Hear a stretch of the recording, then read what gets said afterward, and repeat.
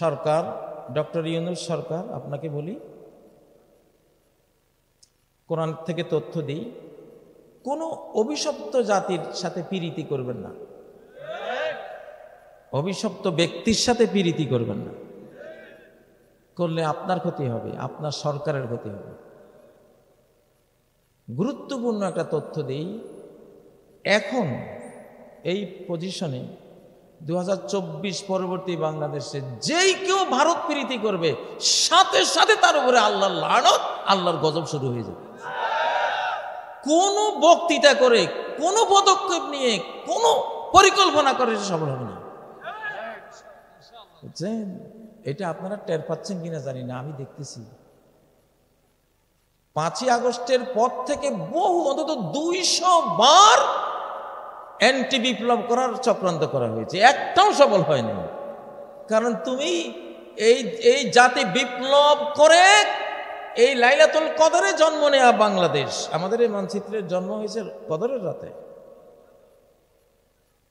এগুলি ইতিহাস বলা হয় নাই, আমি পরিকল্পনা করে ইতিহাসগুলি বের করে আনি। 47-এর 14ই আগস্ট এই যে পাকিস্তানের জন্ম, পাকিস্তান নামে, 47-এর 14 আগস্ট তো ইংরেজি মাস। আরবি কি ছিল? আরবি কি মাসটা ছিল? গুগলকে প্রশ্ন করেন, এআইকে প্রশ্ন করেন যে 47-এর 14ই আগস্ট আরবি কি মাস ছিল, কত তারিখ ছিল? গুগল তথ্য দিবে। আমি দেখেছি ওইটা ছিল রমজান মাস। কি মাস? তারিখ ছিল 27, তারিখ ছিল 27।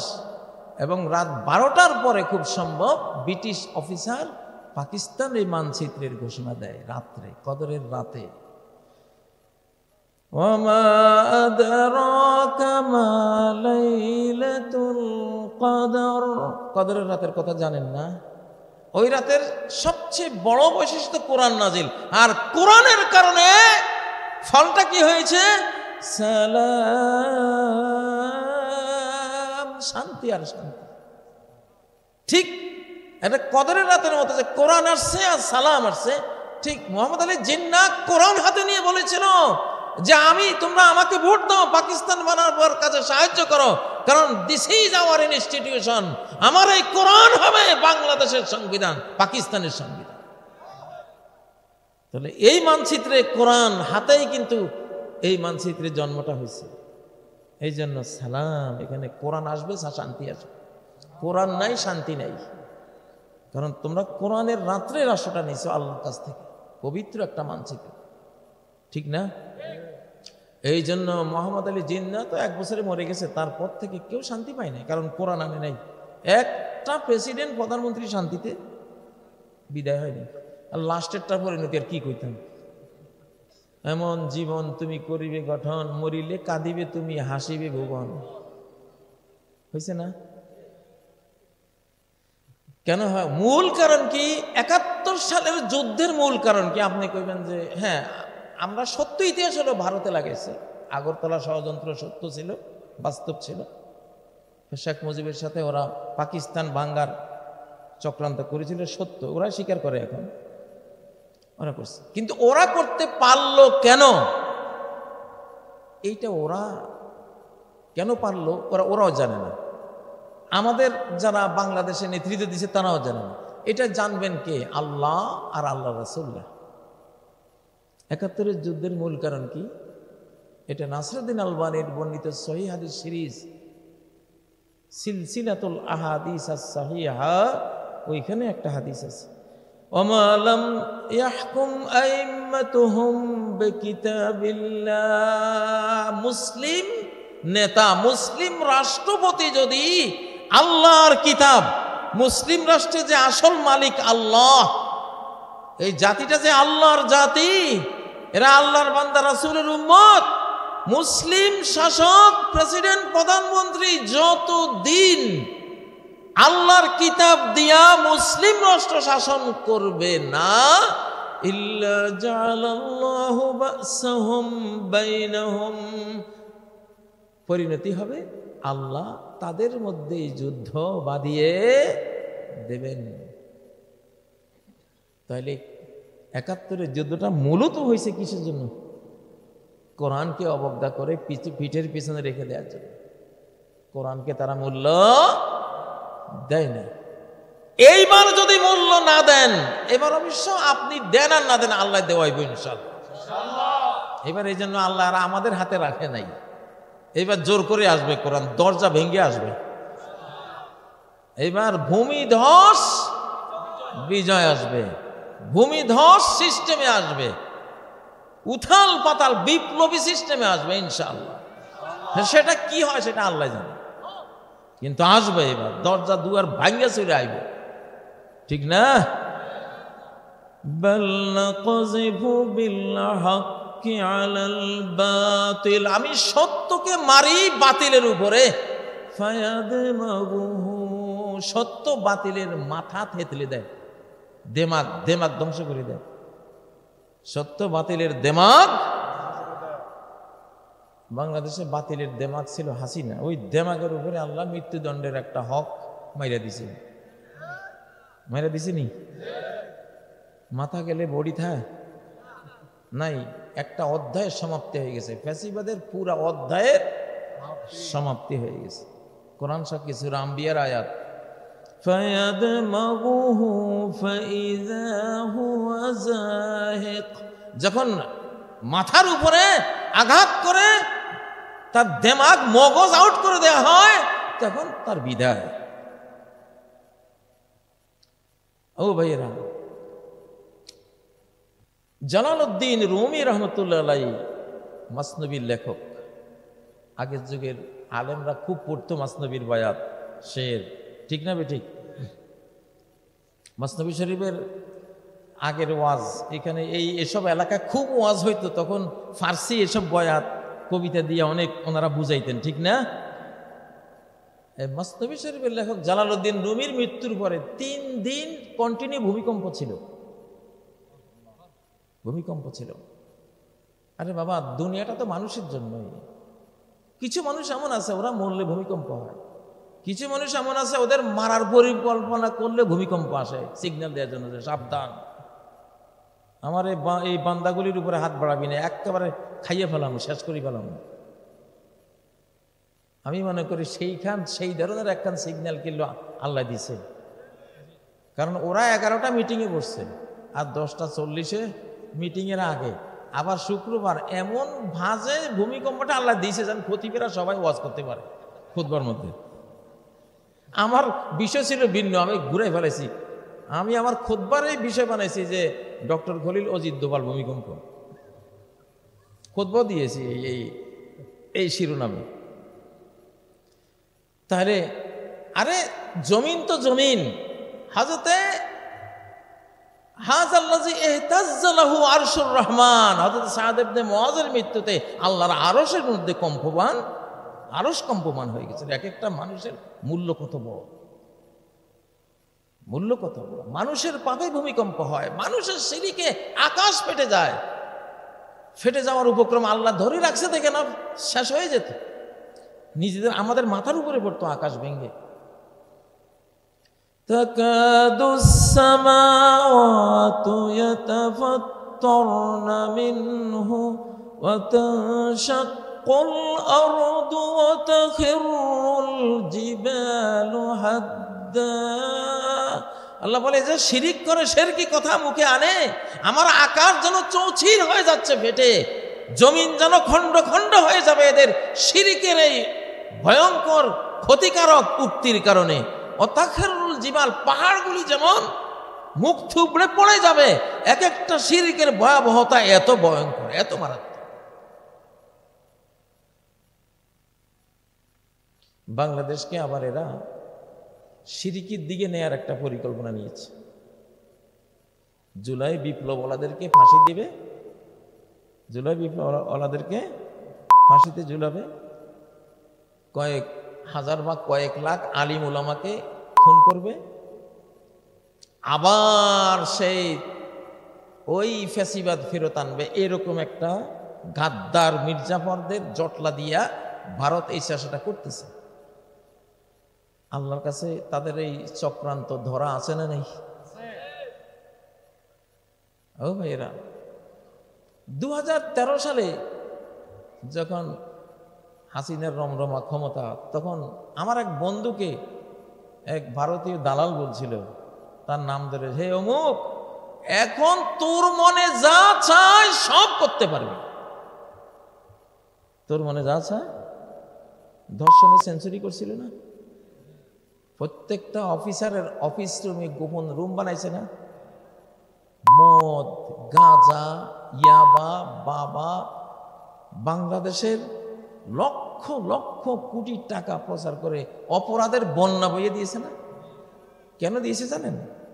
ক্ষমতায় থাকার জন্য। ওরা জানে জাতি খারাপ হলে খারাপ সরকার টেকসই হয়, জাতি খারাপ হলে খারাপ সরকার টিকে। দেখছেন রাজনীতিটা কোথায় করেছে ওরা? কামা তাকুনুনা ইউওয়াল্লা আলাইকুম, তোমরা যেমন হবা সরকারও আমি তেমন দেব, তেমন সরকার দেয়া হবে। এই রাষ্ট্রবিজ্ঞান তারা ফলো করেছে।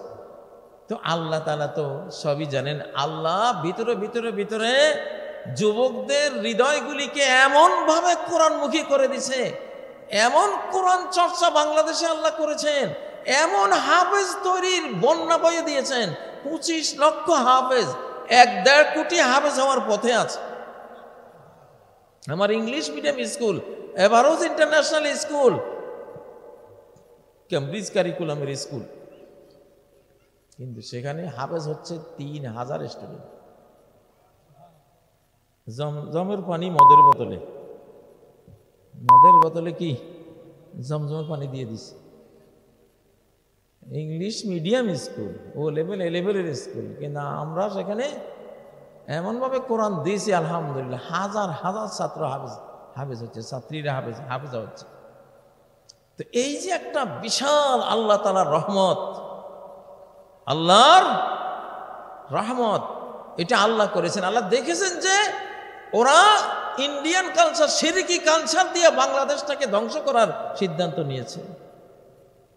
আল্লাহ তাআলা বিপরীতে কোরআন দিয়া একটা বিশাল বিপ্লব করাইছে আলহামদুলিল্লাহ।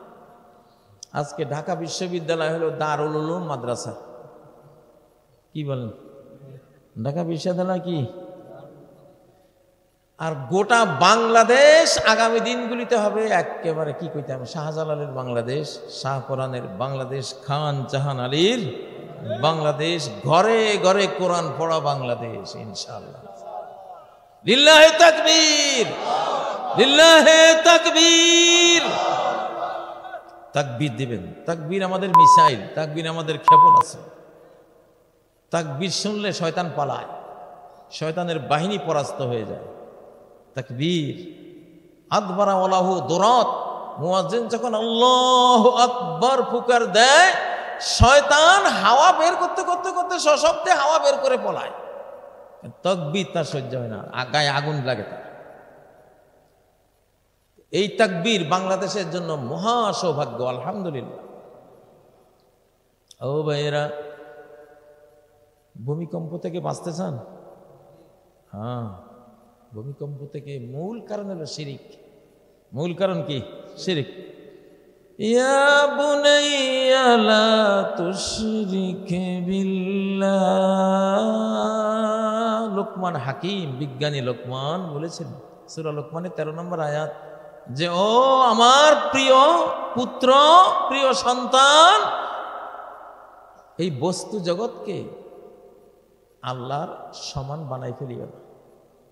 বস্তু জগৎকে আল্লাহর সমান বানাইও না।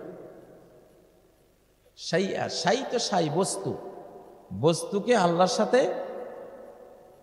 সিমিলার করো না, শরীক করো না। বস্তু হলো সৃষ্ট আর আল্লাহ হলেন স্রষ্টা, ঠিক না? সব বস্তুরা হলো গোলাম, মানুষ গোলাম, জিন গোলাম, ফেরেশতা গোলাম, সাগর মহাসাগর গোলাম, আসমান জমিন আল্লাহর গোলাম, পাহাড় পর্বত গাছ গাছালি পাক পাখালি সব আল্লাহর গোলাম। ওয়া ইম মিন শাইইন ইল্লা ইউসাব্বিহু বিহামদিহি, এমন কোনো বস্তু নাই যে আল্লাহর তাসবিহ জপে না, সুবহানাল্লাহ জপে না, আলহামদুলিল্লাহ জপে না এমন কোন বস্তু এই মহাবিশ্বে নাই। সবাই কি গোলাম। লা তুশরিক বিল্লাহ। শিশুদেরকে যখন কিছু দেবেন, আপনার শিশুর হাতে একটা ফল দিলেন, বলুন বাবা এটা আল্লাহ দিছে, আল্লাহ আমারে দিছে, এই নাও। মূল দাতাকে, এটা আল্লাহ দিছে। শিশুকাল থেকে শিশুরে আল্লাহমুখী করে গড়বেন। লোকমান হাকিম বলছে লা তুশরিক বিল্লাহ, আল্লাহর সাথে শরীক করো না। তুমি যদি বলো আমি বাবা দিছি, আল্লাহর কথা বাদ দিয়ে দাও, তাহলে শিশু বুঝবে কি এটা বাবাই দেয়, এটা বাবাই দেয়। মাঝে মধ্যে আমি পরিবারে হয়তো কিছু ফল একটা ছাত্র দিয়ে পাঠাইছি, শিশুরা তো ঘরে আছে, আচ্ছা শিশু ঘরে আছে, শিশু দেখছে ফলের এই পলিথিন ব্যাগটা কে লই আইছে, একটা ছাত্রে নিয়ে আসছে। পরে পরে আমি যখন গিয়ে বললাম যে আমি তো তোমার জন্য ফল আনছি, না তুমি তো আনো না, এক ছাত্রের আনছে। আমি বুঝাইতে পারলাম না, না তুমি মিথ্যা কথা বলো, এটা দিয়ে গেছে কে? শিশুরা হলো দার্শনিক, কারণ সে বাস্তববাদী, সে দেখছে দিয়ে গেছে কে? ছাত্র। তুমি আইসা এখানে ফাজলামি জোড়াইছো, তুমি আনছো, আমি তো তোমার দেখি না এটা দিতে। এই জন্যই ইবনে আব্বাস, ছোট্ট ইবনে আব্বাস কেন বুঝি বলছেন, ইবনে আব্বাস কিছু চাইবা কার কাছে চাইবা? আল্লাহর কাছে চাইবা। মানুষের কাছে হাত পাতা জায়েজ, এক শর্তে, কি? মনটা আল্লাহর কাছে পাতবা। আল্লাহ তুমি দাও, তুমি দাও। কোত্থেকে দিবা? আমি হাত বাড়াইছি, দেখি কার দেখতে, কি কোন পাইপ লাইন দিয়া দাও, আমি হাত বাড়াইছি, বা দিবা কে? তুমি। কেউ যদি বলে কাজী সাহেব আমার 10টা টাকা দেন, মনও পাতি দিছে কাজী সাহেবের কাছে, হাতও পাতি দিছে, তাহলে সে মুশরিক। সে কি মুশরিক? শিরিক কেন? এখানে তার মূর্তি হলে কাজী সাহেবের মূর্তি। সে যার কাছে হাত আর মন দুইটাই পাচ্ছে, ওই হাত পাতা মন পাতা লোকটাই তার মাহবুদ হয়ে গেল। এটা ফরজ মাসালা, তাওহীদের মাসালা। কখনো সৃষ্টির কাছে মন পাতা যাবে না। ওয়া ইয়্যাকা নাস্তাঈন, সাহায্য শুধুই তোমার কাছে চাই, আর কারো কাছে চাই না। এটা কখন হয়? যখন মনটা পাতবেন কার কাছে? তা আল্লাহ যেহেতু উসিলা দিয়ে দেন, উসিলার দিকে হাত বাড়ান, কিন্তু কখনো মন বাড়াবেন না। তাওহীদ। ইয়া বুনাইয়া লা তুশরিক বিল্লাহ। শিশু, এক শিশুরে বাপে শিখেছে, এইভাবে শিখেছে, সবকিছু আল্লাহ দেয়। তো শিশু চকি এটা কার? তা আল্লাহ, আল্লাহ দিছে। ঘর এটা কার? আল্লাহর ঘর। মসজিদে গিয়া শিশু বাপের সাথে গেছে, তো বাপের জিজ্ঞাসা করছে বাবা এটা কার ঘর? বাবা কইছে আল্লাহর ঘর। শিশু বিশ্বাস করছে, শিশু বল না আল্লাহর ঘর। তো কিছুক্ষণ পরে শিশু বাপেরে কয় বাবা তো আল্লাহর চৌকি কই, ঘরে উনি কই থাকে? কি সাদা দিলে, কি সাদা বিশ্বাস। সে এর বলে কি তার যে হ্যাঁ বাবা তো কইছে এটা আল্লাহর ঘর, তাহলে আল্লাহ থাকে এখানে। তো তা আল্লাহর চৌকিটাকে খুঁজতেছে চারদিকে। সুবহানাল্লাহ। আল্লাহর সাথে সম্পর্কটাই হলো মানুষের মূল সম্পর্ক। আপনি যখন খাবার খান, আপনি কি বলেন? আলহামদুলিল্লাহিল্লাযী আত'আমানা ওয়া সাকানা ওয়া জা'আলানা মিনাল মুসলিমিন। খাওয়াইলো শাশুড়ি, মেহমানদারি করলো শাশুড়ি, আপনি আলহামদুলিল্লাহ শাশুড়ি তো কর নাই, কি কইছেন? আলহামদুলিল্লাহ।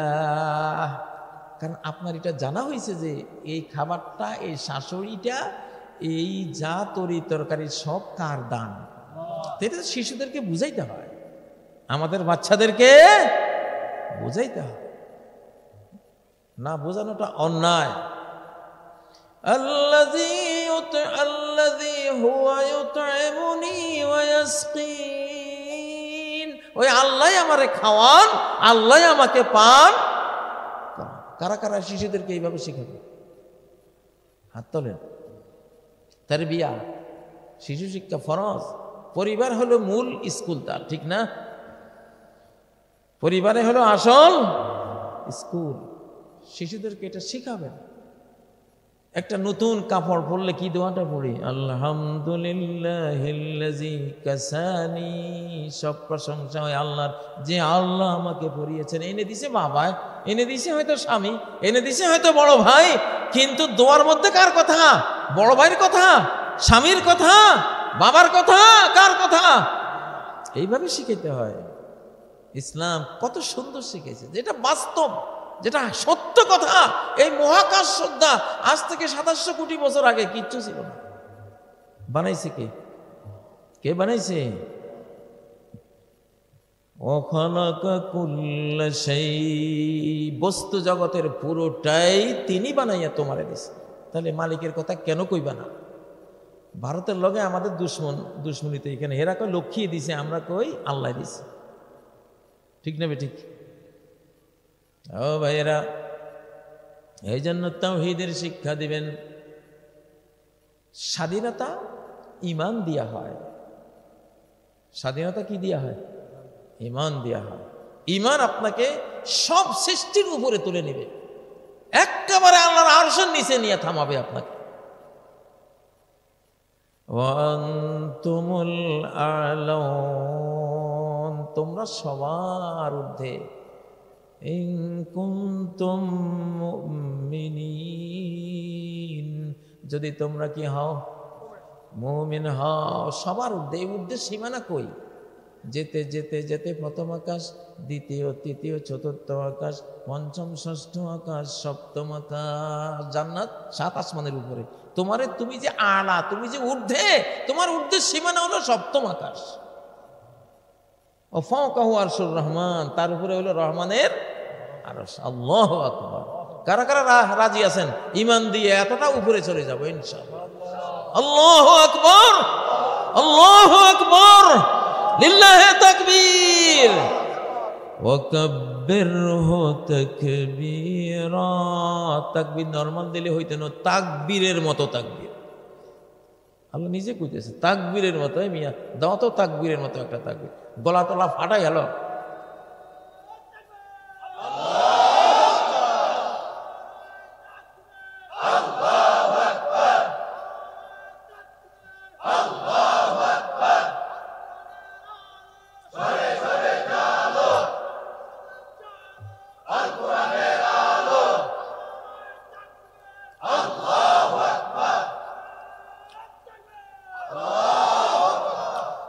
আলহামদুলিল্লাহ, কত আনন্দ লাগে। আল্লাহ যে কি ভালোবাসেন বাংলাদেশকে, এটা কোনো ভাষায় ব্যক্ত করা যায় না। কি যে ভালোবাসেন! এই বাংলাদেশের উপরে যেটা হাত দিব ওইটারে শেষ করে দিব আল্লাহ, ওটারে খাই ফেলাই বাইরে শেষ করে দিব। ৭১ যারা বাংলাদেশে খুন খারাপি করছে, একটারও নর্মাল মৃত্যু হয়নি। ভুট্টো, মুজিব, ইন্দিরা, আরো 2-1টা আছে, নাম নিলাম না। একটারও বিছানার মৃত্যু হয় নাই। যে গুলি হেরা চালাইছে সেই গুলি হেদের বুক যাজরা করছে। ঠিক না ঠিক? বাংলাদেশ বিশ্বের বুকে মদিনার মতো আরেকটা জোড়া, মদিনার জোড়া মনে হয় বাংলাদেশ। সিরিয়াস একটা রাষ্ট্র। মদিনায় যেমন লক্ষ লক্ষ সাহাবীরা হিজরত করছেন, এই পাকিস্তান বাংলাদেশ তৈরি হওয়ার পরে লক্ষ লক্ষ মুসলমান সারা ভারত থেকে হিজরত করছেন, যাদেরকে বিহারি বলে। বিহারি এগুলো তো সর্বোত্তম মুসলিম। এদেরকে খুন করছে ভারত। জ্বালা যে ভারত ছাড়িয়ে আইস, সমানে মারছে। ওই মারির প্রতিশোধ আল্লাহ নিয়েছে ওদের নেত্রী মেত্রী যা ছিল। তো ৭১ ইতিহাস তো বললাম, এবার গত 15 বছরের ইতিহাস। ভাই নুরু সবে মাত্র শুরু, এইটাও শুরু হয়েছে।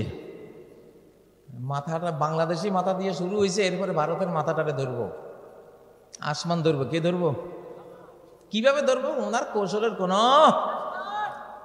শেষ নাই। বাঁচতে পারবা না। বাংলাদেশে খুন খারাপই করছে, বাঁচতে পারবা না। আল্লাহ ধরবো তোমারে, তোমার হাত দিয়ে তুমি মরবা, তোমার হাতে তোমার পতন, তোমার মরণ আসবে।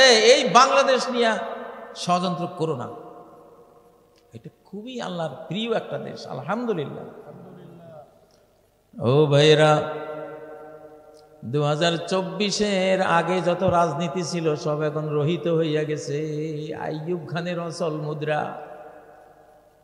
24-এর আগে ইসলামবিহীন যত রাজনীতি ছিল সব এখন অচল মুদ্রা। বিশ্বাস করতে কষ্ট হইব, কিন্তু কদিন পরে দেখবেন। ফাইজা লাম তারাল হিলালা ফাসাল্লিম লিউনাসিন রাআহু বিল আবসারি। আরে মিয়া, যে চাঁদ দেখছে হে কয় ভাই আমি চাঁদ দেখি আছি, উঠছে। তুমি দেখো নাই তো বিশ্বাস করো না, বিশ্বাস করলে তো হইল। তুমি দেখো না, এটা একটা দোষ করলা।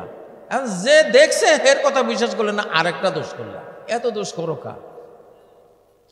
আমরা যারা আল্লাহ আমাদের সাথে থাকেন, আমরা আল্লাহকে সাথে নিয়ে চলি, আমরা আল্লাহর কোরআনকে নিয়ে জীবনটাকে বিলীন করে দিছি। আমার মুখে আপনারা এগুলি পান, কেন পান? কোরআন থেকে পান। আমি প্রতি 7 দিনে কোরআন শেষ করি। আমার যদি ইসরাফিলের সিংহের হুৎকারা হয় আর আমার দম থাকে, আমার ওই দিনের পড়াটা আমি শেষ করবো ইনশাআল্লাহ। তো এই কথাগুলি কি এমনি আসে? এগুলি কে কয়? মানে আল্লাহ বলেন, কোরআনের ব্যাখ্যা। ইবনে আব্বাস যে বলতেন, লাউ ফাকাতু ইয়াকালান লাওয়াজাদতুহু ফি কিতাবিল্লাহ। একটা উটের রশি যদি আমার হারিয়ে যায়, আমি আল্লাহর কিতাব পড়ে খুঁজে বের করব, কোরআন থেকে বের করব কোথায় পড়ছে। রাস্তায় খোঁজা লাগতো না, মরুভূমিতে গিয়ে খোঁজা লাগবে না, আমি শুধু কোরআনে খুঁজবো। আমার উটের রশি কোথায় আছে কোরআনে আমরা দেখাইবো যে ওইতে ওইখানে। স্যাটেলাইট, এটা কি? স্পিরিচুয়াল, আধ্যাত্মিক স্যাটেলাইট। আল্লাহু আকবার, তার চেয়ে বড়। ও ভাইয়েরা, বাংলাদেশকে বাঁচান, বাংলাদেশকে বাঁচান। ডক্টর ইউনূস সাহেবকে আমি প্রস্তাব দিচ্ছি, আগে সংস্কার, এরপরে নির্বাচন। যদি নির্বাচন হয়, আগে কি? তারপরে আগে ওযু গোসল, তারপরে নামাজ। আগে কি? যার গোসল ফরজে গোসল করো, যার ওযু ফরজ ওযু করো, এরপরে না নামাজ। ওযুও ফরজ হয়ে রয়েছে, গোসলও ফরজ হয়ে রয়েছে। সে আল্লাহ দিয়া মসজিদে গেছে, বেয়াদব ঘাট ধাক্কা দিয়ে বাইর করে, ঠিক না বেটি? হ্যাঁ, তোর ওযু নাই, গোসল নাই, হারামি, হারাম খোর, বজ্জাত, তুই এসে আল্লাহর মসজিদ নাপাক করতি। আল্লাহ কি বলছেন? তো বাইতি, আমার ঘরের পবিত্র রাখ, কোনো নাপাক জিনিস আমার ঘরে ঢুকাইস না। নামাজ যেমন ইবাদত, একেবারে এইরকমই একটা ইবাদত হলো সরকার গঠন, নির্বাচন, একটা ইবাদত। আমি ওযু আর নামাজের মাসলা শুধু এমনি আপনাদেরকে বুঝাবার জন্য দেই নাই, এটা বাস্তবিকই এটা ইবাদত, মস্ত বড় ইবাদত। বরং আপনি নামাজ পড়তে পারবেন কিনা শান্তি মতো এই মুসলিম মানচিত্রে, সেটার ওই তৈরি করে দেবে এই নির্বাচন বা এই ধরনের সরকার মনোনয়ন, সরকার গঠন, ঠিক নয় কি? ডক্টর ইউনূস সাহেব, আগে ওযু গোসল, আগে সংস্কার। কি সংস্কার? Top two button. তত্ত্বাবধায়ক সরকারে কে হবে? 1 নম্বর দক্ষ, 2 নম্বর বিশ্বাসযোগ্য, বিশ্বস্ত, ঠিক না? তত্ত্বাবধায়ক সরকারের 3টা গুণ লাগবে: ইসলাম প্রেমিক, ইসলামপন্থী, বাংলাদেশপন্থী, বাংলা ভাষাপন্থী। কয়টা? এটা এলহামি কথা, এলহামি ভাবে এটা জানা হয়েছে। এটা আল্লাহর পক্ষ থেকে এলহাম যে এই বাংলাদেশে সাকসেসফুল হইতে হলে যেই কোনো রাজনৈতিক দল বা সরকারকে 3টে গুণে গুণান্বিত হইতে। 1 নম্বর ইসলামপন্থী। মুখস্থ করেন কি? আবার কোন? ইসলামপন্থী। মুক্তবে পড়াইতো অভ্যাস আছে, ফলাফল মুখস্থ করে। 1 নম্বর, 2 নম্বর বাংলাদেশপন্থী, 3 নম্বর বাংলা ভাষাপন্থী। কেন বাংলা ভাষাপন্থী? আমাদের এই মাতৃভাষাকে বেইজ্জত করে হিন্দিওয়ালারা। এখনো বাংলা ভাষা কইলে হিন্দুস্তানে তার কোনো মান সম্মান নাই, পাসপোর্টও দেয় না। কয় বাংলাদেশ থেকে আইস ভাগ, বুঝেন না? তা আল্লাহর একটা গায়রত, আল্লাহ একটা ঘৃণা লাগছে এদের উপরে যে সব ভাষা তো আমার, তো বাংলার কারণে কেন এই জাতিটাকে তোরা নির্যাতন করস? 8 জনা 1000 বছর মেরেছে আমাদেরকে, আমাদের এই ভাষার কারণে, বুঝেন না? ইংরেজরা মেরেছে আমাদেরকে, আবার উর্দু ভাষীদের হাতেও আমরা মার খেয়েছি, ঠিক না বেঠিক? তো আমাদের ভাষার উপরে একটা রহমত আছে, সেই রহমতটাও আমার রাজনীতির ক্ষেত্রে দরকার আছে না নাই? সরকার চালাইতে সেই ভাষার রহমতটাও টেনে আনার দরকার আছে না নাই? বক্তৃতা করতে বসেই ও টকশোতে বসে অর্ধেক ইংরেজি কামিয়া, বাংলা কয়, এটা বাংলা। জাতির বিষয়ে কথা বলবো যখন বাংলাতে কইবা। 1,24,000 নবী রাসূল যারা টিচার্স, মানব জাতির টিচার, সবাই মাতৃভাষায় তারা কথা বলেছেন, বুঝিয়েছেন। হেদায়েতের সকল বাণী, জাতীয় সকল বিষয় মায়ের ভাষায় বলেছেন। সূরা ইব্রাহিমের 4 নম্বর আয়াত, ইল্লা বিলিসানি কওমিহি, সব রাসূল স্বজাতির ভাষায়, মায়ের ভাষায় আমি প্রেরণ করেছি। কারণ কেন? লিয়ুবাইয়িনা লাহুম, মায়ের ভাষা দিয়েই ক্লিয়ার বুঝানো যায়, বয়ান দেওয়া যায়, ক্লিয়ার কনসেপ্ট দিয়ে দেওয়া যায়। মায়ের ভাষা ছাড়া ক্লিয়ারেন্স আসে না। আর ক্লিয়ারেন্সের সাথে ফায়ুদিল্লুল্লাহ, ক্লিয়ার বক্তব্যের সাথে সম্পর্ক হইল দলালের আর হেদায়েতের। হেদায়েত আর গুমরাহির সম্পর্ক হইল ক্লিয়ার বক্তব্যের সাথে। ক্লিয়ার বুঝলেই না আপনি বুঝে হেদায়েত হবেন অথবা বুঝে গুমরাহ হবেন, ঠিক না কথা? আপনি বুঝলেনই না আপনি হেদায়েত হবেন কেমনে সম্ভব? এই জন্য ভাইয়েরা, এই বর্তমান বাংলাদেশকে বাঁচান। বর্তমান বাংলাদেশে আমি অতীতের রাজনৈতিক দল, ও ভাই, অতীতে অনেক অনেক দলকে আমরা ভোট দিছি না?